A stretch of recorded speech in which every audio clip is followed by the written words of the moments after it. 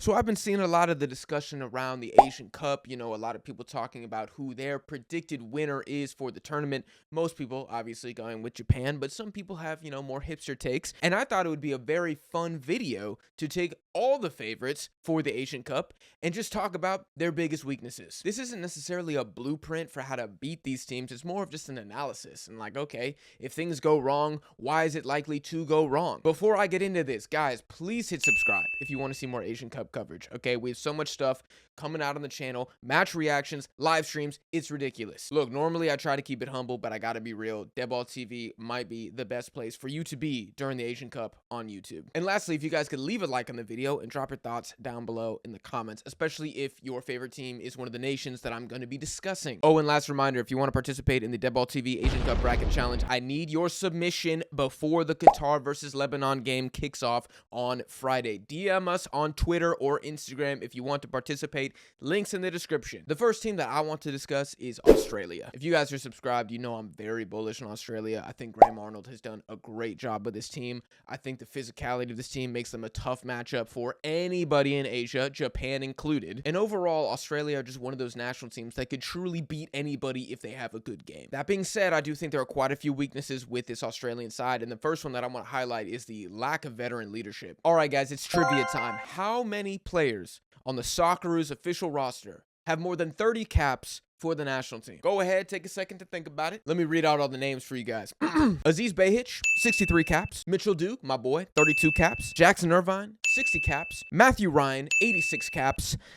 And that's it. Those are the only players with more than 30 appearances for Australia. Now, bonus question time. How many players on this squad have less than 10 caps for the national team? The answer to that question is 15. 15 players have made 10 appearances or fewer for this side. Now, that doesn't necessarily mean they're all very young players. It's not a bunch of 16-year-olds rolling up to this tournament, but that's a serious lack of experience. Now, what I think happened here is Graham Arnold said, look, we probably need a refresh. If we are going to win the 2027 Asian Cup or do anything at the 2026 Asian Cup, we need to start replenishing this team. And so the bright side is you will see some new faces get phenomenal experience for the Socceroos. The downside is you don't have that many leaders left in this team, which brings me to the second biggest weakness I see with Australia, and that is this team's ability to score from open play. Because one of the major absences from this tournament, which, good lord, this is going to be painful, I think, is Matthew Leckie, who in my opinion is Australia's most dangerous offensive player. Mitchell Duke is a stud. I don't want to take anything away from that man, but Leckie's the guy who kind of makes the magic happen. And to make matters even worse, one of their most creative midfielders, I don't know if his first name is pronounced Aiden Ajden, but Krustic is also not going to be playing. Now, again, I'm not saying that these absences are going to sink Australia and they're going to end up losing to India in the group stage. But if I'm an Australian fan, and I would consider myself a casual, I'm of course very disappointed that these two gentlemen aren't there. And I'm very concerned that this is a very young, inexperienced team overall. Which leaves me asking myself, can this Australian side score goals from open play? Everybody and their mama knows that Australia are dangerous off set pieces. I'm telling you now, Harry Sutar, he getting 2 goals minimum at this Asian Cup. Mitchell Duke probably getting his forehead on 1-2. That's 3 goals right there. But where are the rest of the goals going to come from? And if Australia aren't generating set pieces, can they score? If they go down a goal, do they have the players and the play style to come back against some of the better teams in the Asian continent? I don't know. You guys let me know in the comments. Next up, I want to talk about Japan. And I have to say, the expectations around this team could be crippling. I just did a video on the channel previewing AFCON 2023, which you can find if you'd like to check out some African content. But in that video, I made the argument that we have not seen a team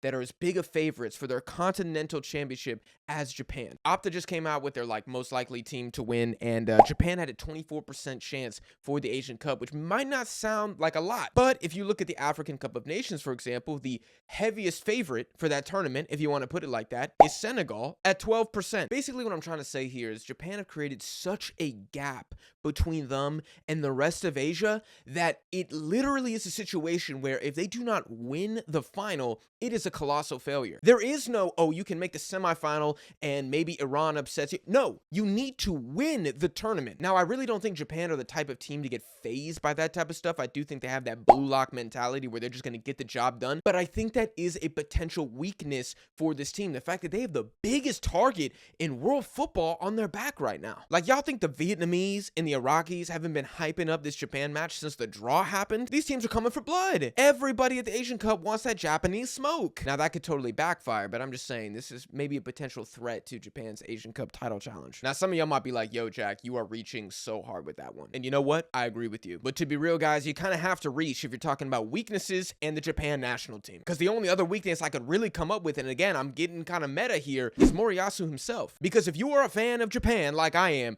you know, that kind of rhymed, damn. You know that Moriyasu loves to tinker with the lineup. I swear to God, guys, I wouldn't be shocked if Japan get a kind of weaker round of 16 team and Moriyasu says, you know what, I'm throwing out the B squad, and they find themselves down 1-0 at halftime. Again, not a prediction Japan are losing the round of 16. I'm just saying, Moriyasu sometimes can be a bit too clever or stubborn for his own good. If anybody has another weakness for the Samurai Blue that I'm forgetting, please comment down below. I almost said that they have the tendency to play down, but I don't even know if that's true anymore. I think historically that probably is true, but with the tear that these boys are going on now, there is no playing down. They just put 6 past Jordan, 5 past Syria, 5 past Myanmar. I mean, they are putting people on the hibachi grill. If they were really playing down, they'd be beating these teams like 1-0, 2-0, set pieces, ugly, you know, Tomiyasu header or something, kind of like what they were doing at the beginning of the last World Cup qualifying cycle. From what I have seen recently, that Japan is dead. And the new Japan is a genuinely top 10 national team in the world. Next up, we have South Korea. And I think that the most glaring problem with this team when I watch them is the defense, which sounds absolutely wild because Korea also have the best individual defender at the tournament in Kim Min-jae. Possibly the greatest Asian defender of all time when it's all said and done. We don't need to talk about that right now. And before my Korean homies get mad at me, just hear me out. Because I already know what some of the rebuttals are going to be. They're going to be like, yo, Jack, have you not seen the results lately? We've been killing people. We've been keeping clean sheets. Klinsmann ball is here. And I don't disagree with that. You guys have been killing people, but you got to look at who the competition is. With all due respect, I'm not ready to say that Korea has figured out the defense because you beat China, Vietnam, and Singapore. Because I'm telling you right now, all those teams are fish food at the Asian Cup. It's one thing to keep a clean sheet against those teams, and it's another matter entirely against teams like Portugal, Ghana, Japan, who you will see in the knockouts, Iran, Iraq, caliber teams like that. I don't know if y'all actually watch Korea at the World Cup or really just seen Korea play any good team in the last 2 years. They are oftentimes very open at the back. I've said this on the Dead Ball TV podcast in the past. I'm very concerned with the fullback play for South Korea. I don't even think it's top 5 in Asia, to be brutally honest. I mean, it doesn't touch Japan. I think Iran is far better. Saudi Arabia has better fullbacks, in my opinion. Australia as well. You could make the argument for Iraq, even Qatar possibly. I just think it's a serious weakness. So if Korea are playing against a team with very direct, very dangerous wingers, which again will not happen until the knockouts, that could spell trouble. And for South Korea's second weakness, I almost went with Jurgen Klinsmann, but you know what? I think he is enough to get South Korea where they need to go. I actually think a much bigger problem for South Korea is the reliance on their superstars, which I guess is sort of connected to Klinsmann because I think a truly elite manager could possibly cope with 1 or 2 injuries, but I don't know if Klinsmann is built quite like that. Let me be clear, Korea's starting 11 should make it to the final of the Asian Cup, but the problem is that is a very delicate 11. I was trying to think about it, and you guys let me know in the comments, but I think the, quote, best players that could go down and Korea still be okay, probably Lee Jae-sung or maybe Cho Gae-sung, but the other guys is gonna be a problem. If Lee Gang-in goes down, the Asian Cup is over. Same with Sung Hyun-min. Does South Korea have a backup that could kind of do the job? Probably, but if we're talking about winning the Asian Cup, they need to get to the final damn near perfectly healthy. And maybe I'm too much of a doubter, but I think that is what it's going to take if they're going to beat an Iran or a Japan in the final. Next up, we have Saudi Arabia, and I think there's quite a few weaknesses and problems with this national team. The biggest one for me being how they play against the big boys. Since appointing Roberto Mancini, Saudi Arabia have beaten Pakistan and Jordan, and basically everybody else they've lost against. I mean, just looking at this team's form recently is shocking. Lost to Mali, draw to a shambolic Nigeria, losing to Korea, losing to Costa Rica, dominated by Mexico at the World Cup, if we want to go back that far, lost to Bolivia, lost to Venezuela. I mean, it's just L's all over the place. That on top of the fact that this team, for whatever reason, recently in the Asian Cup, just hasn't been able to get it done. Yeah, they can do great in World Cup qualifying. Nobody cares. How do you do when you have to play a legitimately good team? I'm not saying that Saudi Arabia suck. I'm not saying that they're going out in the group stage, but I do not see them lifting this trophy, and honestly, I don't even see them making the semifinal. And that leads me into the second weakness or problem with this team, which is the complete loss of momentum since they lost Hervé Renard. If you ask me, Saudi Arabia were not prepared, and we're not expecting Hervé Renard to leave when he did. And I think after he did depart, they were kind of left scrambling, left wondering, what do we do to fill the gap? Because make no mistake, Hervé Renard is an elite manager. He gave the Saudi Arabians an identity and made them very tough to beat. And since he left, they've just been floundering. To me, it was like a, oh my God, what do we do? I know, let's hire a big money name, throw a lot of money at him, that'll calm down the players, give them confidence, the press will get off our back, and we'll stay on track at the Asian Cup. But money can't solve everything. It's just like with women, right? Just because her dad is the CEO of Apple or some other company doesn't mean she's the one. Maybe that woman who's down the street, and yes, she's in the middle class, she, you know, has a very humble 2-bedroom house, nothing crazy. Maybe she was just a better fit for you. But instead, you've gone with the IG model, and how's that working out? So basically, that's what I'm trying to say here. Saudi Arabia went with the IG model, and I just think they've been miserable ever since. Next up, we got Qatar, and some people are going to be like, Jag, why are they even in this video if they're not favorites? You know what? They're the pot 1 team. They're the defending champions. I'm going to throw them in this video. We'll keep it quick. A big fat problem for me is that Tintin Martinez, their new manager, just isn't getting enough time with his team. I was checking out the man's CV, and it looks like he's been doing a solid job in the Qatar League for a while, but is he a good enough manager to potentially win an Asian Cup? I don't think so. And my man has gotten 2 games in charge to get ready for this tournament. I guess 3, because I think they've friendly Vietnam or something, but the official matches were against Afghanistan and India, which I'm sorry, but you're gonna need to play some better teams than that if you want to get ready to win something here. And I don't even want to say this because I don't know enough about this guy, and I think trophies without context are stupid, but he's never won anything. So I think at best you're getting a guy who can give the players sort of a morale boost. Meanwhile, you got teams like Bahrain who have a Copa America winning manager on the touchline. And the last Asian Cup favorite that I'm going to talk about is Iran. Now, when I look at Iran, I get similar feelings that I do when I check out South Korea. And what I mean by that is this starting 11 is beast mode. Especially for the Asian continent, there is no reason whatsoever Iran don't make a semifinals. Pretty much every single player, at least the most important ones in this squad, are in their prime heading into this tournament. But again, what do they do when they have to look to the bench and bring on a difference maker? I am not a Persian football expert. I do not know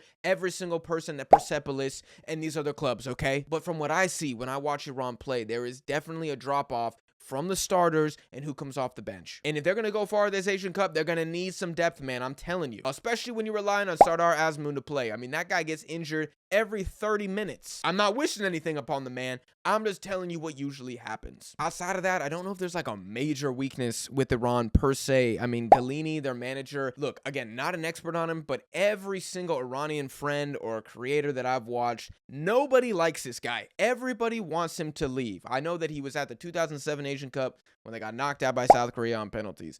Outside of that, I can't tell you much about the man. But when everybody I know says this man is not built for this job, at a certain point, I just start believing you. I don't know if this is a tactical weakness with Galini or just the Iran squad overall, but I've said it before in other videos. When teams really go at Iran and they don't let them have the ball and they press them, Iran struggle. I have seen 2 games against Uzbekistan in the last 12 months where Iran were lucky to escape without losing. And I think one reason is because Uzbekistan are just good, but number 2, they play very offensive football. They are not afraid of the, quote, bigger teams in Asia. And so while Iran completely wipe the floor with the weaker Asian teams, I mean, just bat them aside like butterflies or something, how will they do when they go against Japan or Korea or Uzbekistan or hell, even Iraq? How are they going to play against those teams? Because those 4 teams, plus you could probably throw in Saudi Arabia maybe, they are going to go at Iran. And can they cope with that type of pressure? From what I've seen so far, the answer is no, but you guys let me know in the comments. That is the video, guys. Let me know in the comments. Did I miss any weakness for any of the teams mentioned in this video? Or did I list something as a weakness or a potential threat and you guys disagree? You don't really think that's a problem? Either way, I love having discussions about Asian footy. Let me know in the comments. Leave a like on the video if you enjoyed. And again, hit subscribe, y'all. This will be the best place on YouTube for Asian Cup coverage, period. And again, you have about 2.5 days left to submit your bracket for the Asian Cup Bracket Challenge. The winner gets a free Asian jersey of your choice. Whoever has the most accurate predictions, DM us on Instagram or Twitter. I do not care. Again, links in the description. I appreciate you guys for watching, and I'll see you all in the next one.